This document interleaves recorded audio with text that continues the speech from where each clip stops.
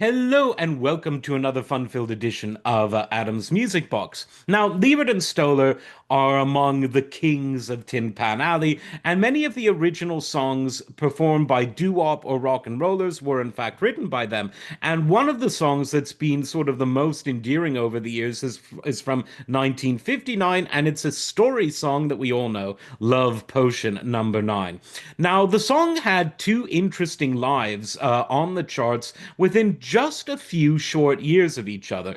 In 59, the group that came out with the song out of the gate was a sort of doo-wop style R&B group called the Clovers, and their version of the song sort of leaned into the more sort of New Orleans voodoo type of things with sort of the arpeggiated piano and everything.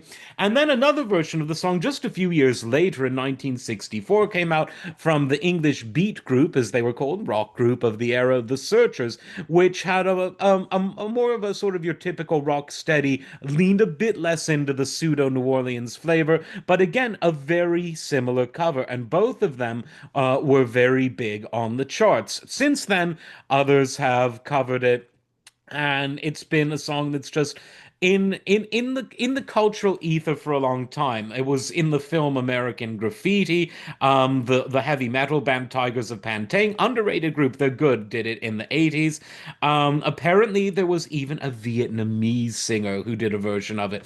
So the question I have is, why is this song so uniquely endearing over the years? And I have a theory about it.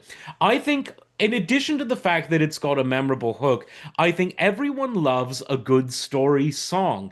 A lot of the great hip hop music that we consider classic are story songs. A lot of the great singer songwriter music, story songs. Think of Harry Chapin talking about his son or a depressing taxi ride. Sorry, Harry, great musician, but not much happy going on there. But this story is just it's interesting because it's got fortune tellers, it's got secret potions, it's got aphrodisiacs, it's got this interesting story, and it's got this pseudo New Orleans voodoo do vibe to it, and I honestly think that's been a huge part of why it's been popular. And the chords are also we all think of it as standard rock fare, standard doo-wop fare, standard R&B fare now, but there was something about the chords that were just some of the minor inflections have a kind of somewhat haunting vibe to it. And when you mix it with the upbeat backbeat, it just sort of makes an interesting combination in a paradoxical way.